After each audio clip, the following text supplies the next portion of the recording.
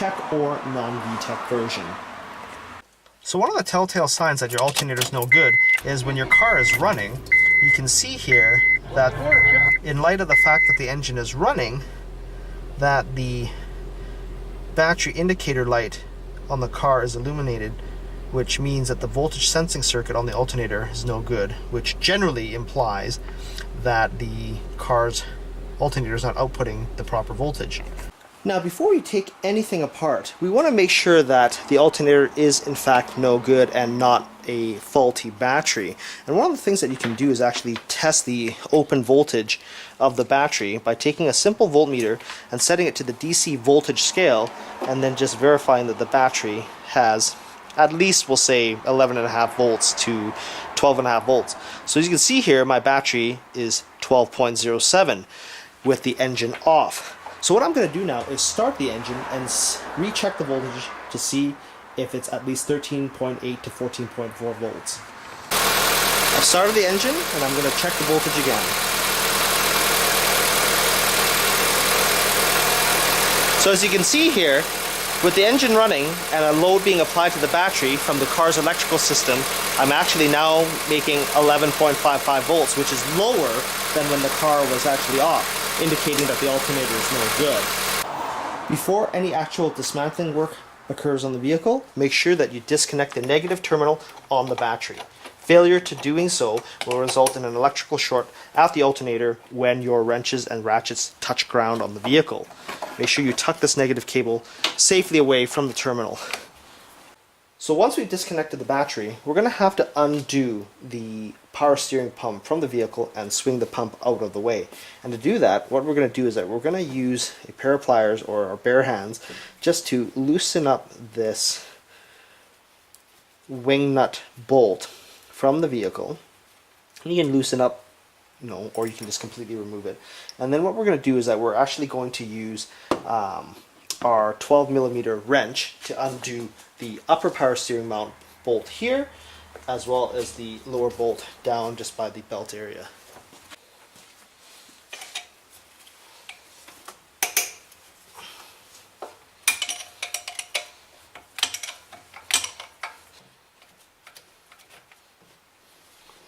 This is what that first nut looks like. And then we can go ahead and completely undo this wing nut bolt.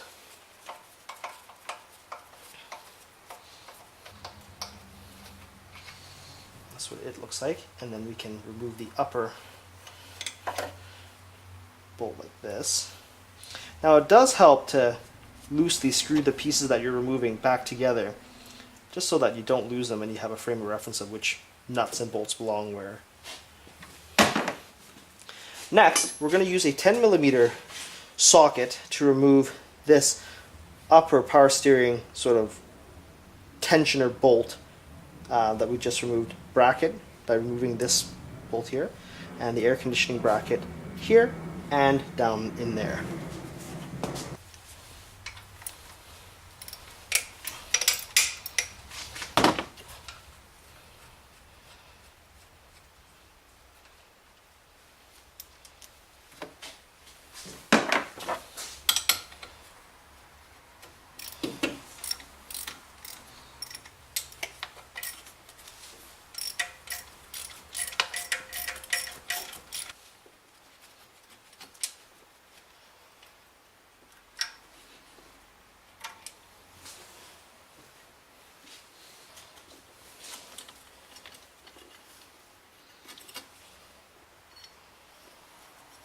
Now I'm not sure how well you can see this, but earlier in my video I had mentioned that the power steering pump is actually held in with two screws. One on the top here, and then one sort of down in this area way down below the belt. So what we're going to do is we're actually going to lift the power steering reservoir out of the bracket that's right here, and then just get a 12mm ratchet, quarter drive, so it's nice and small, and then just ever so carefully maneuver it down into the belt area, and then get it onto that nut to break it free.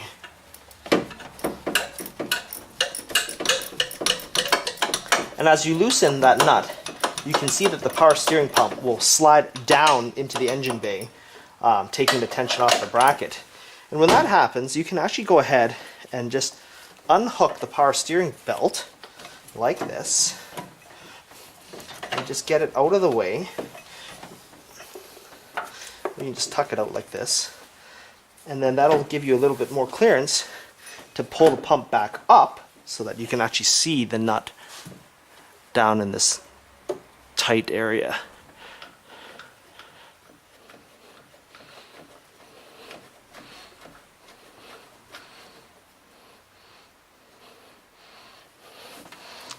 And that's what that nut looks like. And then if you lift the pump, slide the pump in this direction towards the driver's side of the engine bay, you can actually maneuver this power steering pump out in this manner, lift the hose out of the bracket, which is really obvious when you see it, and then just simply tuck it and place it on top of the engine bay like that. Of course, those brackets that I just pulled this hose out of is right here and here, so you don't want to bend these crimps. Let's tuck it up like this. Looking down into our engine bay, you can see the lower power steering bolt, this. So the alternator here in the engine bay is actually this unit where my finger is, and so it too is also held in with two screws, which are fairly straightforward to remove. But before we do any dismantling on the alternator assembly, what we're going to do is that we want to go ahead and just disconnect the actual wiring harness from this alternator by simply pressing down on the clip right here that's holding, if you can see it in the video, this bracket assembly, and then just carefully untucking this wiring harness from the upper bracket. And then using a 10mm ratchet, we're going to undo the alternator terminal that's just right here. And I can even show you on this new alternator what that actually looks like. So this is what a brand new alternator looks like, and it's mounted in the engine bay like this, except lower. And there's a bracket that resides here that's holding the wiring harness, and then the battery terminal, which is the positive terminal, attaches to the alternator. Ground you don't need to connect because ground is the chassis, and then the actual voltage regulator detection plug located here. And so you can't see it well from the engine bay perspective where my camera is, but the bracket, slide off the wiring harness, undo this nut, and then ultimately unplug the connector here. Now, going back to my example of this rebuilt alternator that's going to be put into this vehicle, I said that the alternator is held in with two bolts. One of them is a pass-through pinch bolt that goes through here, which is a 14mm bolt that's easy to access from the top. And then the bottom one is another bolt that passes through a tightening bracket that goes through here. And that one you have to sort of reach in the dark in this area in the belt region to get it out. Undo the upper alternator bolt.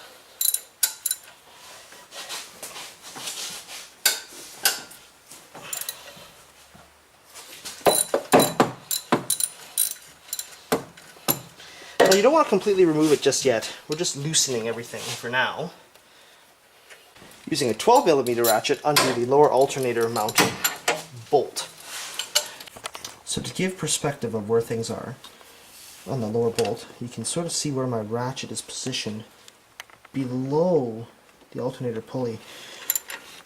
And this is what that bolt looks like once you've removed it from the lower alternator bracket.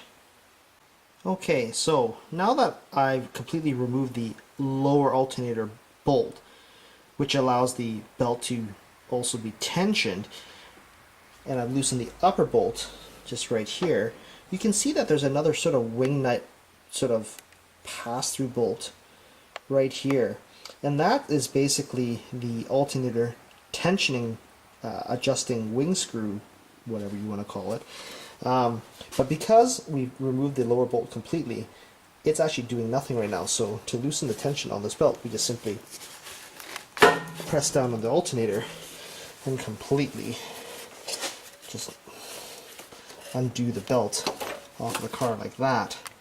Now before we can completely undo the upper alternator mounting bolt, we should also go ahead and use our 12mm ratchet and remove the power steering fluid reservoir bracket. And the reason why is that the very edge of the power steering bracket right here actually just gets in the way of that alternator bolt being pulled out enough to allow the alternator to come out. So now that we've removed the bracket, we can undo the upper bolt and have it just contact the chassis completely, and that will give the alternator just enough clearance from the bolt. You use a flat bladed screwdriver to pry in between the bracket and the alternator to remove it from the car.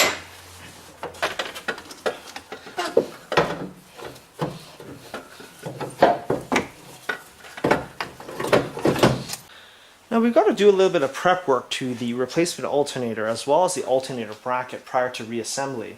So here's the old alternator, and there's not a whole lot of parts we need to transfer except for this power cable bracket here.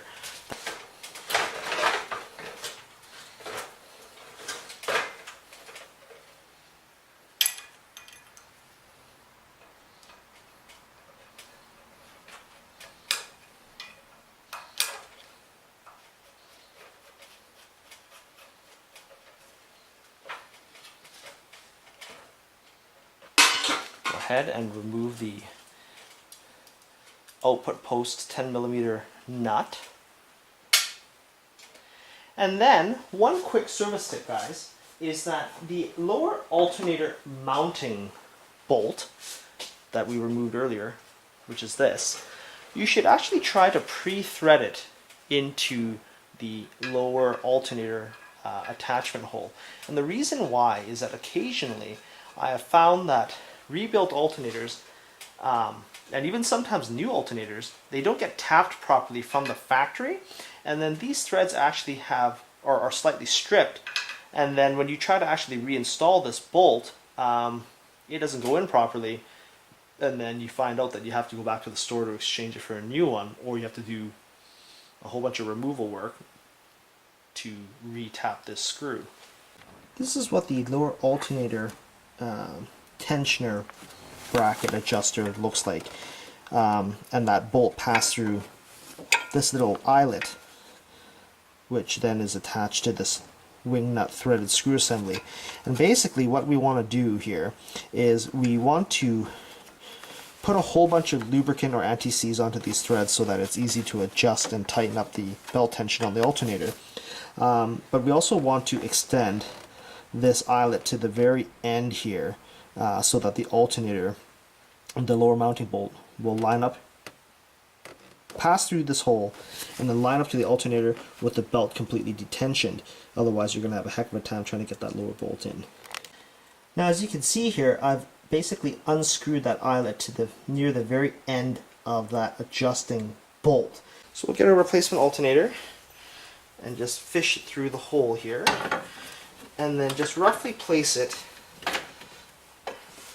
into the bracket, and then pass the upper alternator mounting bolt through, and then just loosely screwing it in by hand. So the reason why we had to undo the lower bracket eyelet as far out onto the end of that adjuster bolt as we could is because we need this alternator to be untensioned so that we can attach the new, or the belt back onto the pulley assembly.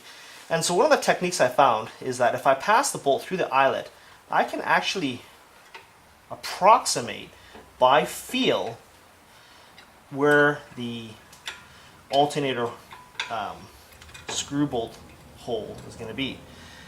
So I've passed through the lower alternator bolt back through the actual eyelet itself and into the alternator. And that took me maybe a couple minutes at most to get it back in where I needed it to be. Now we can go ahead and reroute the drive belts onto the crankshaft, AC compressor if you have air conditioning, and alternator. As you can see here, I've looped the belt around the alternator, the AC compressor below, as well as the crankshaft pulley. If you can see it just through this little groove here, or maybe from this view. Now it's imperative that the grooves and the belts all line up properly prior to tightening this belt. Now with the upper and lower alternator bolts still loosely attached, you go ahead and just use your hand and tighten that wing nut bolt until the alternator belt is sufficiently tightened. Now to determine how tight the belt should be, all I can say is that I just keep turning that little wing nut knob right there until I can't turn it anymore by hand. Now this is assuming that that adjustment bolt is thoroughly lubricated with either lots of penetrating oil or anti-seize compound. But basically, I just kept cranking it down until the belt was quite firm. Now worst case scenario is that if it squeals, you can always just loosen the upper and lower alternating bolts and then just give that wing nut bolt another few turns. But I've always found that if I can't turn it anymore with my bare hands, that it should be more than sufficiently tightened. You can go ahead and tighten the upper alternator mounting bolt with our 14mm ratchet. Using our 12mm socket, go ahead and tighten that lower alternator mounting bolt.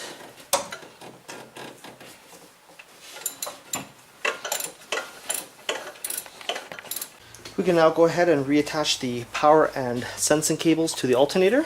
Now one quick service tip here, guys, that I actually failed to mention earlier in the video, is that when you're buying your alternator from the store, it's also a good idea to have it load tested to make sure that it actually works as designed, outputting so many amps and what have you, but to also make sure that the contact terminal here that screws onto the alternator is thoroughly cleaned with some emery cloth or sandpaper so that it makes a solid contact. Now one of the tricks to do the install here is to peel the boot back like this with your fingers and then getting down into the alternator assembly and then hooking it on to the little power output post and then using your hand to screw on that 10mm retaining nut. And this is what it looks like fully installed. So we've snapped that back onto that bracket we transferred from the old alternator.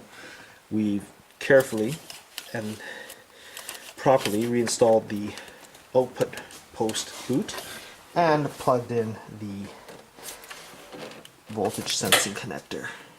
You can now also go ahead and snap this cable assembly back into that bracket. Reinstall your power steering pump reservoir bracket right here. Next, we're going to go ahead and swing back our power steering reservoir and pump back into its former place, taking care not to kink or bend any lines too drastically.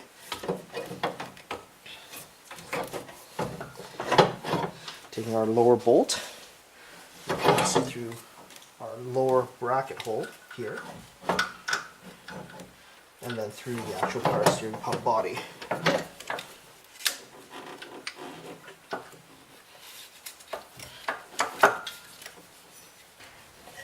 Install the lower power steering pump nut, upper power steering mounting bolt, and tensioning bracket. And these brackets we can tighten right now. Upper mount, bolt, and nut.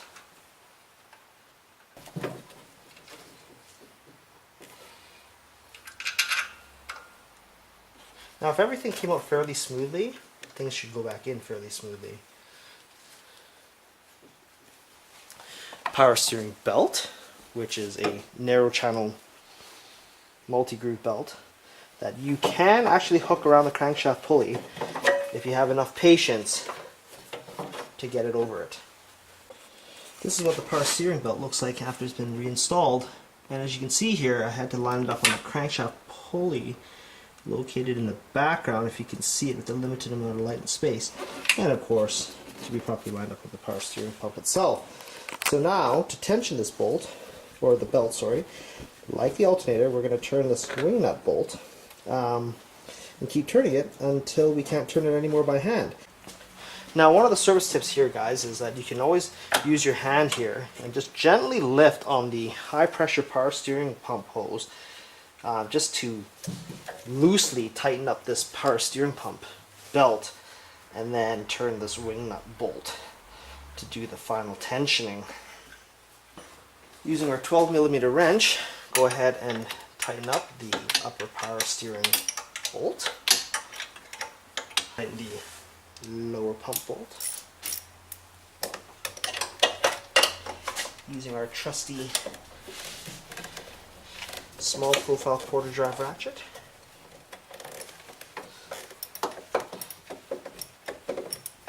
Reinstall your power steering pump fluid reservoir into the bracket.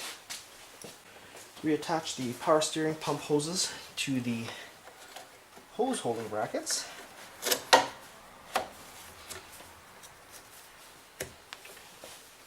And then go ahead and reinstall the air conditioning hose bracket here. Go ahead and reconnect the negative terminal on your battery.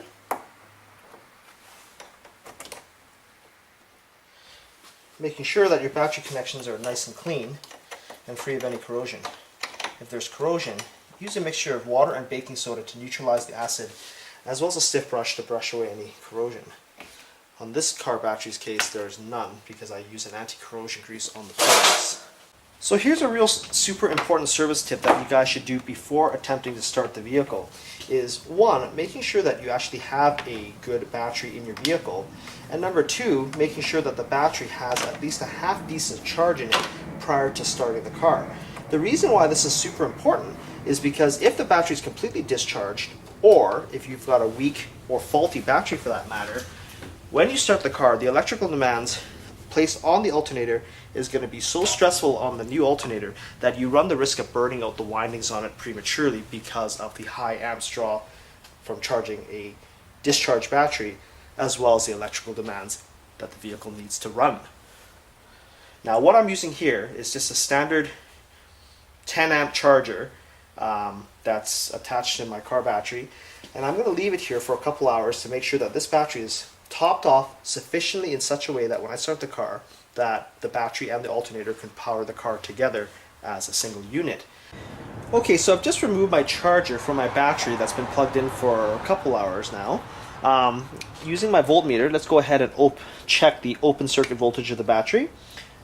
Measures here at 12.6 volts, we'll say. And I've only charged it for 2 hours because I know my battery's fairly new. And there's quite a bit of reserve capacity in this particular brand of battery. So let's go ahead and start the vehicle and see what the voltage is like. So I'm going to go ahead and start the car here. As you can see, the battery light is no longer illuminated. Everything on my car looks like it's working properly. So with the engine running, we're going to go ahead and measure again the voltage on our battery terminals. As you can see here, we're at 14.55 volts, which is telling me that the alternator is outputting the correct voltage, which is now able to